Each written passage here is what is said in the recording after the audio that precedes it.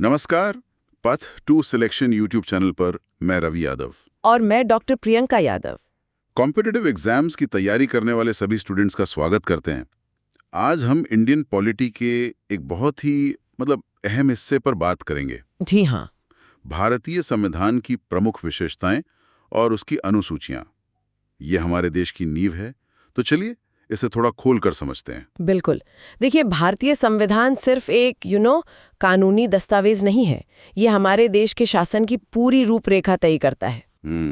SSC, railway, UPSC, state PCS या कोई भी टीचिंग एग्जाम हो, ये समझना बहुत जरूरी है कि हमारा संविधान कैसे बना, इसकी क्या खासियतें हैं और इसमें जो अनुसूचियां हैं यानी शेड्यूल्स, उनका क्या मतलब है। तो आज का मकसद यही है कि ये कॉन्सेप्ट्स एकदम साफ हो जाएं। हाँ, बिल्कुल। तो आज हम क्या-क्या देखने वाले हैं? हम ये जानेंगे कि भारत का संविधान लिखित है या नहीं, इसे बदलना आसान है या मुश्किल, मतलब कठोर है या लचीला। अच्छा। भारत की शासन व्यवस्था, क्या वो पूरी तरह संघीय, फेडरल है या उसमें कुछ एकात्मक मतलब यूनिटरी झुकाव भी है? और फिर सबसे जरूरी, संविधान की सभी 12 अनुसूचियों को एक-एक करके समझेंगे। खासकर उन पर ध्यान देंगे जिनसे परीक्षाओं में बार-बार सवाल आते हैं। बहुत बढ़िया। तो चलिए, जैसे हम नोटबुक में पॉइंट्स बनाते हैं ना, वैसे ही समझना शुरू करते हैं। सबसे पहले हमारे संविधान की पहली पहचान, उसका स्वरूप। हाँ, देखिए, भारत का संविधान, इंडियन कॉन्स्टिट्यूशन, अपने आप में खास है। पहली बात जो दिमाग में आती है वो ये कि यह विश्व का सबसे लंबा लिखित संविधान है। दुनिया का सबसे लंबा। जी हाँ। जब ये लागू हुआ 26 जनवरी 1950 को, तब इसमें मूल रूप से मतलब ओरिजिनली 395 अनुच्छेद थे। हाँ। आर्टिकल्स, जिन्हें 22 भागों मतलब पार्ट्स में बांटा गया था। हाँ जी। और साथ में 8 अनुसूचियां थीं, शेड्यूल्स। और ये आंकड़े तो अब बदल चुके हैं ना, इतने सालों में काफी संशोधन हुए हैं। बिल्कुल। संविधान कोई पत्थर की लकीर नहीं है, वो समय के साथ बदलता है, विकसित होता है। आज की तारीख में इसमें लगभग 448 से भी ज्यादा अनुच्छेद हैं। अच्छा। 25 भाग हैं और अनुसूचियों की संख्या भी 8 से बढ़कर 12 हो गई है। और ये नए भाग कौन से जोड़े गए? जो नए भाग जुड़े उनमें खास हैं पार्ट 4A यानी मौलिक कर्तव्य, फंडामेंटल ड्यूटीज। अच्छा। पार्ट 9A नगर पालिकाएं, म्युनिसिपैलिटीज। पार्ट 9B सहकारी समितियां, कोऑपरेटिव सोसाइटीज। और पार्ट 14A अधिकरण, ट्रिब्यूनल्स। अच्छा, आपने कहा लिखित संविधान, इसका मतलब क्या हुआ? ठीक ठीक। क्या संविधान बिना लिखे भी होते हैं? हाँ, ये एक महत्वपूर्ण वर्गीकरण है। देखिए, लिखित संविधान, रिटन कॉन्स्टिट्यूशन, वो होता है जिसे बाकायदा व्यवस्थित रूप से एक या ज्यादा दस्तावेजों में लिखा गया हो, कोडिफाइड किया गया हो। जैसे अपना संविधान? हाँ, जैसे भारत का संविधान, अमेरिका का संविधान, सब कुछ साफ साफ लिखा हुआ है। और अलिखित, वो कैसे होता है? अलिखित संविधान वो है जिसका ज्यादातर हिस्सा किसी औपचारिक दस्तावेज में लिखा नहीं होता। ये मुख्य रूप से परंपराओं, अदालती फैसलों और समय समय पर बने संसदीय कानूनों पर आधारित होता है। अच्छा। ब्रिटेन इसका सबसे अच्छा उदाहरण है। और ऐसे संविधान में बदलाव करना, संशोधन करना अक्सर आसान होता है। समझ गया। ये तो हुई लिखित और अलिखित की बात। अब एक और सवाल, भारतीय संविधान को बदलना कितना आसान या मुश्किल है? मतलब ये कठोर है या लचीला? ये बहुत ही दिलचस्प सवाल है और इसका जवाब है भारत का संविधान दोनों का मिश्रण है। दोनों का मिश्रण? हाँ, ये न तो ब्रिटेन की तरह बहुत ज्यादा लचीला है जहां संसद बस साधारण बहुमत से संविधान बदल सकती है, और न ही अमेरिका की तरह बहुत ज्यादा कठोर जहां संशोधन की प्रक्रिया बहुत ही मुश्किल है। तो फिर ये मिश्रण काम कैसे करता है भारत में? देखिए, हमारे संविधान के कुछ प्रावधान ऐसे हैं जिन्हें संसद साधारण बहुमत से यानी सिंपल मेजॉरिटी से ही बदल सकती है। सिंपल मेजॉरिटी मतलब जितने सदस्य उपस्थित हैं और वोट कर रहे हैं उनका 50% से ज्यादा। ये इसे लचीला बनाता है। अच्छा। लेकिन संविधान के जो मूल ढांचे से जुड़े या ज्यादा महत्वपूर्ण हिस्से हैं, जैसे संघीय व्यवस्था या मौलिक अधिकार, उनमें बदलाव के लिए विशेष बहुमत, स्पेशल मेजॉरिटी चाहिए। Special majority? हाँ, स्पेशल मेजॉरिटी मतलब सदन की कुल संख्या का बहुमत और साथ ही उपस्थित और वोट करने वालों का कम से कम 2/3 बहुमत। ओह, ये तो मुश्किल है। और कुछ मामलों में तो इस विशेष बहुमत के साथ साथ कम से कम आधे राज्यों की विधानसभाओं की मंजूरी भी जरूरी होती है। अच्छा। तो ये प्रक्रिया इसे कठोर बना देती है। तो जरूरत के हिसाब से लचीलापन भी है और स्थायित्व के लिए, मजबूती के लिए कठोरता भी। समझ गया। बहुत बढ़िया संतुलन है। अब आते हैं भारत के शासन के स्वरूप पर, संघवाद, फेडरलिज्म। अक्सर सुनते हैं कि भारत एक संघीय देश है, पर इसमें कुछ एकात्मक झुकाव भी है। ये क्या चक्कर है? बिल्कुल। देखिए, संघवाद का सीधा सा मतलब है कि देश में एक से ज्यादा स्तर की सरकार हो, मतलब शक्ति का केंद्र और राज्यों के बीच बंटवारा हो। जैसे हमारे यहाँ है केंद्र सरकार और राज्य सरकारें। बिल्कुल, यूनियन गवर्नमेंट और स्टेट गवर्नमेंट्स, ये संघीय व्यवस्था की पहचान है। लेकिन फिर ये एकात्मक झुकाव का क्या मतलब हुआ? ये थोड़ा कंफ्यूजिंग है। हाँ, भारत का मॉडल पूरी तरह से जैसे अमेरिका या स्विट्जरलैंड का है वैसा संघीय नहीं है। हमारे संविधान बनाने वालों ने देश की विविधता और एकता, अखंडता की चुनौतियों को ध्यान में रखते हुए एक ऐसा मॉडल अपनाया जो है तो संघात्मक, पर उसमें एकात्मकता की ओर झुकाव। फेडरल सिस्टम विद यूनिटरी बायस। बिल्कुल। मतलब ये कि संविधान ने कुछ शक्तियां और प्रावधान ऐसे रखे हैं जो केंद्र सरकार को राज्यों की तुलना में ज्यादा शक्तिशाली बनाते हैं। अच्छा, तो वो कौन सी खास बातें हैं जो भारत को संघीय, फेडरल बनाती हैं, और कौन सी इसे एकात्मक, यूनिटरी? ये जानना तो एग्जाम्स के लिए बहुत जरूरी होगा। हाँ, ये अंतर समझना बहुत जरूरी है। देखिए, संघीय विशेषताएं, फेडरल फीचर्स क्या हैं? एक तो लिखित संविधान है, केंद्र और राज्यों की शक्तियां साफ लिखी हैं। दूसरे, संविधान की सर्वोच्चता, कोई भी सरकार संविधान से ऊपर नहीं। तीसरे, शक्तियों का विभाजन, केंद्र और राज्यों के बीच काम बटे हुए हैं, जो हम अनुसूची 7 में देखेंगे। चौथे, स्वतंत्र न्यायपालिका, जो संविधान की रक्षा करती है और झगड़े सुलझाती है। और पांचवा, द्विसदनीय विधायिका यानी बायकैमरलिज्म, केंद्र में लोकसभा के साथ राज्यसभा का होना, जो राज्यों का प्रतिनिधित्व करती है। ठीक है, ये तो हुई संघीय बातें। और एकात्मक विशेषताएं जो केंद्र को मजबूत बनाती हैं। हाँ, एकात्मक विशेषताएं देखिए, सबसे पहले एकल नागरिकता, सिंगल सिटीजनशिप। हाँ। हम सब सिर्फ भारत के नागरिक हैं, किसी राज्य के अलग से नहीं। हाँ, जैसे अमेरिका में डुअल होती है। बिल्कुल। फिर एकीकृत न्यायपालिका, इंटीग्रेटेड जुडिशरी। हाँ। सुप्रीम कोर्ट सबसे ऊपर और सारे हाई कोर्ट्स उसके नीचे काम करते हैं। केंद्र द्वारा राज्यपाल की नियुक्ति। हाँ। राज्यपाल राज्य का मुखिया होता है, पर उसे नियुक्त केंद्र करता है। ये तो बड़ा पॉइंट है। हाँ। फिर अखिल भारतीय सेवाएं, all India services, IAS, IPS, IFS, भर्ती केंद्र करता है, काम राज्यों में भी करते हैं, तो केंद्र का नियंत्रण रहता है। और सबसे महत्वपूर्ण, आपातकालीन प्रावधान, इमरजेंसी प्रोविजंस। इमरजेंसी के टाइम पर तो सारी शक्ति केंद्र के हाथ में आ जाती है, देश लगभग एकात्मक बन जाता है। अच्छा। और जैसा हमने देखा, संविधान संशोधन प्रक्रिया में भी केंद्र की भूमिका ज्यादा मजबूत है। तो ये संघीय और एकात्मक का एक अनूठा मिश्रण है भारत में। अब सरकार के जो अलग अलग अंग हैं, उनके बीच शक्ति संतुलन की बात करते हैं। शक्ति का पृथक्करण, सेपरेशन ऑफ पावर्स। बिल्कुल। ये सिद्धांत भी भारतीय शासन व्यवस्था का एक आधार है। सरकार के 3 मुख्य अंग माने जाते हैं। पहला, विधायिका, लेजिस्लेचर। इसका काम है कानून बनाना, जैसे हमारी संसद और राज्यों की विधानसभाएं। दूसरा, कार्यपालिका, एग्जीक्यूटिव। इसका काम है उन कानूनों को लागू करना, जैसे राष्ट्रपति, प्रधानमंत्री, मंत्री और सारे सरकारी अधिकारी। और तीसरा, न्यायपालिका, जुडिशरी।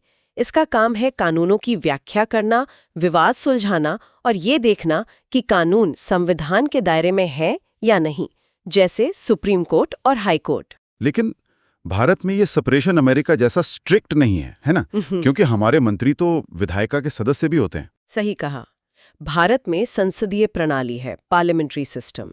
इसमें कार्यपालिका यानी सरकार, विधायिका यानी संसद के प्रति जवाबदेह होती है। इसलिए यहाँ शक्तियों का एकदम कठोर बंटवारा नहीं है, बल्कि एक तरह का कार्यात्मक संतुलन, फंक्शनल बैलेंस है। इसी से जुड़ा एक और कॉन्सेप्ट है संसदीय संप्रभुता, यानी पार्लियामेंट्री सॉवरेनिटी, वनाम न्यायिक सर्वोच्चता, जुडिशियल सुप्रीमेसी। ब्रिटेन में संसद सुप्रीम है, अमेरिका में कोर्ट। भारत ने कौन सा रास्ता चुना? भारत ने फिर से बीच का रास्ता अपनाया है। यहाँ दोनों के बीच समन्वय या सिंथेसिस है। समन्वय मतलब कैसे? इसका मतलब है कि भारत की संसद कानून बना सकती है, ये हुई संसदीय संप्रभुता की बात। लेकिन न्यायपालिका उन कानूनों की न्यायिक समीक्षा जुडिशियल रिव्यू कर सकती है। मतलब कोर्ट ये देख सकता है कि संसद का बनाया कानून संविधान के हिसाब से सही है या नहीं। अच्छा। खासकर मौलिक अधिकारों का उल्लंघन तो नहीं कर रहा। अगर कानून गलत पाया जाता है तो न्यायपालिका उसे रद्द भी कर सकती है। ये हुई न्यायिक सर्वोच्चता की झलक। तो इस तरह दोनों के बीच एक संतुलन बनाया गया है। ये तो हुई संविधान की मुख्य विशेषताएं। अब उस हिस्से पर आते हैं जहां से बहुत सारे तथ्यात्मक मतलब फैक्चुअल सवाल बनते हैं। संविधान की अनुसूचियां, शेड्यूल्स। आपने बताया था कि शुरू में 8 थीं, अब 12 हैं। चलिए इन पर थोड़ा गौर करते हैं। हाँ, अनुसूचियां बहुत महत्वपूर्ण है एग्जाम्स के लिए। ये असल में संविधान के आखिर में दी गई लिस्ट है, जो संविधान के कुछ अनुच्छेदों को और ज्यादा स्पष्ट करती हैं या उनसे जुड़ी एक्स्ट्रा जानकारी देती हैं। चलिए एक एक करके देखते हैं। पहली अनुसूची से शुरू करते हैं। अनुसूची 1, शेड्यूल 1। इसमें बस भारत के राज्यों, स्टेट्स और केंद्र शासित प्रदेशों, यूनियन टेरिटरीज के नाम है और उनकी सीमाएं कहाँ तक हैं, मतलब क्षेत्रीय अधिकार क्षेत्र, टेरिटोरियल ज्यूरिसडिक्शन का ब्यौरा है। जब भी कोई नया राज्य बनता है या किसी राज्य की सीमा बदलती है तो अनुसूची 1 में बदलाव करना पड़ता है। अच्छा, शेड्यूल 1 मतलब स्टेट्स एंड ड्यूटीज, ठीक है। अनुसूची 2, शेड्यूल 2। इसमें कुछ खास संवैधानिक पदों पर बैठे लोगों के वेतन, भत्ते और विशेषाधिकारों, सैलरीज, अलाउंसेस, प्रिविलेजेस का जिक्र है। अच्छा, किन किन के, ये याद रखना जरूरी है? हाँ, इसमें शामिल है राष्ट्रपति, राज्यों के राज्यपाल, लोकसभा के स्पीकर और डिप्टी स्पीकर, राज्यसभा के सभापति और उपसभापति, राज्यों की विधान सभाओं के स्पीकर और डिप्टी स्पीकर, विधान परिषदों के सभापति और उपसभापति, सुप्रीम कोर्ट और हाई कोर्ट के जज और CAG यानी नियंत्रक एवं महालेखा परीक्षक। अच्छा, मतलब इसमें प्रधानमंत्री या मुख्यमंत्रियों के वेतन का जिक्र नहीं है? नहीं, इसमें मुख्य रूप से संवैधानिक पदों के प्रमुखों और न्यायपालिका के वेतन भत्तों का उल्लेख है। ठीक है, आगे। अनुसूची 3। अनुसूची 3, शेड्यूल 3। इसमें विभिन्न उम्मीदवारों और पद संभालने वाले अधिकारियों द्वारा ली जाने वाली शपथ या प्रतिज्ञान, फॉर्म्स ऑफ ओथ्स और एफर्मेशंस के प्रारूप दिए गए हैं। शपथ मतलब ओथ? हाँ, जैसे केंद्रीय मंत्री, संसद सदस्य यानी MP, supreme court high court के जज, CAG, राज्य मंत्री, राज्यों के विधायक, MLA, MLC वगैरह, इनकी शपथ का फॉर्मेट इसमें दिया है। अब अनुसूची 4। ये भी महत्वपूर्ण लगती है। अनुसूची 4, शेड्यूल 4। ये काफी महत्वपूर्ण है। इसमें बताया गया है कि राज्यों और केंद्र शासित प्रदेशों को राज्यसभा में कितनी सीटें मिलेंगी। Allocation of seats in Rajya Sabha. अच्छा, किस राज्य से कितने MP राज्यसभा जाएंगे, ये यहाँ लिखा है। हाँ, और ये सीटें मुख्य रूप से जनसंख्या के आधार पर तय होती हैं। ठीक है, अब आती हैं अनुसूची 5 और 6। ये दोनों जनजातीय क्षेत्रों से संबंधित है ना? इनमें क्या अंतर है? हाँ, ये दोनों अनुसूचित क्षेत्रों और जनजातियों के प्रशासन से जुड़ी हैं, पर इनका दायरा अलग-अलग है। कैसे? अनुसूची 5 यानी शेड्यूल 5, ये असम, मेघालय, त्रिपुरा और मिजोरम को छोड़कर देश के बाकी राज्यों में जो अनुसूचित क्षेत्र हैं और अनुसूचित जनजातियां हैं, उनके प्रशासन और नियंत्रण के लिए विशेष प्रावधान करती है। अच्छा, मतलब 4 राज्यों को छोड़कर बाकी सबके लिए? हाँ, और अनुसूची 6 यानी शेड्यूल 6, ये सिर्फ उन्हीं 4 राज्यों के लिए है, असम, मेघालय, त्रिपुरा और मिजोरम। इन राज्यों के जनजातीय क्षेत्रों के प्रशासन के बारे में इसमें खास प्रावधान है। क्या खास है इनमें? इनमें स्वायत्त जिला परिषदों यानी ऑटोनॉमस डिस्ट्रिक्ट काउंसिल्स के गठन की व्यवस्था है, जिन्हें अपने क्षेत्र में काफी स्वायत्तता यानी ऑटोनॉमी मिली हुई है। अच्छा, तो 5वीं अनुसूची बाकी राज्यों के लिए और 6ठी सिर्फ इन 4 उत्तर पूर्वी राज्यों असम, मेघालय, त्रिपुरा, मिजोरम के लिए। इन 4 राज्यों को याद रखने की कोई ट्रिक है? अक्सर कंफ्यूजन हो जाता है। बिल्कुल, स्टूडेंट्स अक्सर एक्रोनिम ATM विदाउट मनी इस्तेमाल करते हैं। ATM without money? हाँ, A से असम, T से त्रिपुरा, M से मेघालय और दूसरा M मिजोरम के लिए। ये याद रखने में मदद करता है कि मणिपुर इसमें शामिल नहीं है। अरे वाह, ATM विदाउट मनी, ये तो बढ़िया है। चलिए अब आते हैं अनुसूची 7 पर, जिसका जिक्र हमने शक्तियों के विभाजन के समय किया था। ये क्या है विस्तार से? अनुसूची 7 शेड्यूल 7 ये संविधान के संघीय ढांचे की मतलब फेडरल स्ट्रक्चर की जान है। इसमें केंद्र और राज्यों के बीच कानून बनाने की शक्तियों का बंटवारा, डिवीजन ऑफ लेजिस्लेटिव पावर्स, 3 सूचियों यानी 3 लिस्ट्स के जरिए किया गया है। 3 लिस्ट कौन कौन सी? पहली है संघ सूची, यूनियन लिस्ट। इस लिस्ट के विषयों पर कानून बनाने का अधिकार सिर्फ केंद्र सरकार यानी संसद के पास है। इसमें राष्ट्रीय महत्व के विषय होते हैं। शुरू में इसमें 97 विषय थे, अब लगभग 100 हैं। जैसे रक्षा, विदेशी मामले, रेलवे, बैंकिंग, मुद्रा, करेंसी, परमाणु ऊर्जा, जनगणना वगैरह। ठीक है। दूसरी लिस्ट? दूसरी है राज्य सूची, स्टेट लिस्ट। इसके विषयों पर सामान्य हालात में कानून बनाने का अधिकार राज्य सरकारों को है। इसमें क्षेत्रीय महत्व के विषय होते हैं। शुरू में इसमें 66 विषय थे, अब करीब 61 रह गए हैं। इसके उदाहरण? जैसे पुलिस, सार्वजनिक व्यवस्था, पब्लिक ऑर्डर, स्थानीय शासन, लोकल गव, कृषि, जेल, सार्वजनिक स्वास्थ्य, पब्लिक हेल्थ। और तीसरी लिस्ट? तीसरी है समवर्ती सूची, कॉन्करेंट लिस्ट। इसके विषयों पर केंद्र और राज्य दोनों कानून बना सकते हैं। इसमें शुरू में 47 विषय थे, अब लगभग 52 हैं। अच्छा, दोनों बना सकते हैं? जैसे शिक्षा, वन, वन्य जीवों का संरक्षण, नाप तौल, न्याय प्रशासन, शादी तलाक, बिजली। लेकिन अगर समवर्ती सूची के किसी विषय पर केंद्र और राज्य दोनों के कानूनों में टकराव हो जाए, तब क्या होगा? ऐसी स्थिति में केंद्र का कानून ही मान्य होगा। ये भी एक तरह से केंद्र को थोड़ी ज्यादा शक्ति देता है। और यहाँ वो 42 में संशोधन वाली बात भी आती है ना, जिसने कुछ विषय बदले थे। हाँ, ये बहुत ही महत्वपूर्ण है और अक्सर पूछा जाता है। 42वां संविधान संशोधन 1976, 42nd अमेंडमेंट 1976, जो इमरजेंसी के दौरान आया था। हाँ। उसने राज्य सूची के 5 विषय को निकालकर समवर्ती सूची में डाल दिया था। कौन से थे वो 5 विषय? ये जरूर याद रखने होंगे। हाँ, ये जरूरी है। शिक्षा, वन, नाप तौल, वन्य जीवों और पक्षियों का संरक्षण और न्याय प्रशासन, बस सुप्रीम कोर्ट और हाई कोर्ट को छोड़कर। अच्छा, तो इन 5 को स्टेट लिस्ट से कंकरेंट लिस्ट में डाल दिया, मतलब अब इन पर केंद्र भी कानून बना सकता है। बिल्कुल। इससे इन क्षेत्रों में केंद्र की भूमिका काफी बढ़ गई। अच्छा, एक सवाल और। अगर कोई ऐसा नया विषय आ जाए जो इन तीनों लिस्ट में से किसी में भी ना हो, जैसे मान लीजिए साइबर लॉ या स्पेस रिसर्च से जुड़ा कुछ, ऐसे विषयों को अवशिष्ट शक्तियां कहते हैं। रेजिड्यूअरी पावर्स, मतलब बचे हुए विषय। भारत में अमेरिका या ऑस्ट्रेलिया की तरह नहीं, अवशिष्ट विषयों पर कानून बनाने की शक्ति केंद्र सरकार यानी संसद पार्लियामेंट के पास है। अच्छा, ये भी केंद्र को ही मिली हैं। ठीक है। अब 8वीं अनुसूची, भाषाएं, लैंग्वेजेस, इससे भी काफी सवाल बनते हैं। बिल्कुल। अनुसूची 8, शेड्यूल 8, इसमें संविधान द्वारा मान्यता प्राप्त भारत की भाषाएं, रिकॉग्नाइज्ड लैंग्वेजेस शामिल हैं। कितनी भाषाएं हैं इसमें? देखिए, जब संविधान लागू हुआ था तब इसमें मूल रूप से 14 भाषाएं थीं, लेकिन समय के साथ और भाषाएं जोड़ी गईं और आज इसमें 22 भाषाएं शामिल हैं। 14 से 22 हो गईं। तो ये कब और कौन-कौन सी भाषाएं जोड़ी गईं, ये भी जरूरी होगा। हाँ, ये संशोधन और भाषाएं याद रखनी जरूरी है। पहला बदलाव हुआ 21वें संशोधन 1967 से।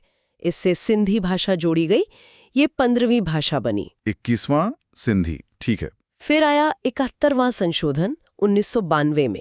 इससे 3 भाषाएं जोड़ी गईं, कोंकणी, मणिपुरी और नेपाली। कोंकणी, मणिपुरी, नेपाली, इनको याद रखने की कोई ट्रिक? हाँ, इसके लिए ट्रिक है KMN, या हिंदी में नमक। न से नेपाली, म से मणिपुरी, क से कोंकणी। नमक, KMN, बढ़िया है। तो अब 18 हो गई। हाँ, और फिर आया 92वां संशोधन 2003 में। इससे 4 और भाषाएं जोड़ी गईं, बोडो, डोगरी, मैथिली और संथाली। बोडो, डोगरी, मैथिली, संथाली, इसकी भी कोई ट्रिक? इसकी ट्रिक है BDMS। BDMS, अच्छा है। तो 21वां, 71वां और 92वां संशोधन, सिंधी, फिर KMN, नमक और फिर BDMS, अब कुल 22 भाषाएं हैं। जी हाँ, इन 22 भाषाओं में कई प्रमुख भाषाएं शामिल हैं, जैसे असमिया, बांग्ला, गुजराती, हिंदी, कन्नड़, कश्मीरी, मलयालम, मराठी, उड़िया, पंजाबी, संस्कृत, तमिल, तेलुगु, उर्दू और ये नई जुड़ी हुई भाषाएं भी। एक बात ध्यान रखने की है कि अंग्रेजी इन 22 भाषाओं में शामिल नहीं है। अच्छा, अंग्रेजी नहीं है इसमें, ये ध्यान रखना होगा। बहुत खूब। अब बची हुई 4 अनुसूचियां 9, 10, 11 और 12, ये सब बाद में जोड़ी गई है ना? हाँ, ये चारों मूल संविधान में नहीं थीं, इन्हें बाद में संशोधनों से जोड़ा गया। तो अनुसूची 9, अनुसूची 9, स्केड्यूल 9, इसे तो पहले ही संविधान संशोधन फर्स्ट अमेंडमेंट 1951 से जोड़ दिया गया था। पहले संशोधन से ही? जी। क्यों? इसका मुख्य उद्देश्य था भूमि सुधार, लैंड रिफॉर्म्स और जमींदारी प्रथा को खत्म करने वाले कानूनों को न्यायिक समीक्षा से बचाना। मतलब ताकि कोर्ट इन कानूनों को आसानी से रद्द ना कर सके और जमीनी सुधार लागू हो पाए। अच्छा, कोर्ट के दायरे से बाहर रखने के लिए। हाँ, शुरू में यही मकसद था। हालांकि बाद में सुप्रीम कोर्ट ने I.R. कोल्हे केस 27 में ये साफ कर दिया कि 24 अप्रैल 1973 के बाद इस अनुसूची में डाले गए कानून अगर मौलिक अधिकारों का उल्लंघन करते हैं तो उनकी न्यायिक समीक्षा हो सकती है। अब अनुसूची 10, ये तो काफी चर्चित रहती है। अनुसूची 10, शेड्यूल 10। हाँ, इसे दल बदल विरोधी कानून के नाम से जाना जाता है। इसे 52वें संविधान संशोधन 52nd अमेंडमेंट 1985 द्वारा जोड़ा गया। दल बदल कानून मतलब आयाराम गयाराम वाली राजनीति रोकने के लिए। बिल्कुल, ये संसद और विधानसभा के सदस्यों को दल बदल के आधार पर अयोग्य ठहराने से संबंधित है, ताकि राजनीतिक अस्थिरता कम हो। ठीक है। अब 11 और 12 ये पंचायत और नगरपालिका से जुड़ी हैं शायद। सही पकड़ा। अनुसूची 11, शेड्यूल 11, ये पंचायतों की शक्तियों, अधिकारों और जिम्मेदारियों से जुड़ी है। इसमें पंचायतों की काम करने के लिए 29 विषय दिए गए हैं। इसे 73वां संविधान संशोधन 1992 द्वारा जोड़ा गया, जिसने पंचायती राज को संवैधानिक दर्जा दिया। अनुसूची 12, शेड्यूल 12, और ये नगरपालिकाओं की शक्तियों, अधिकारों और जिम्मेदारियों से संबंधित है।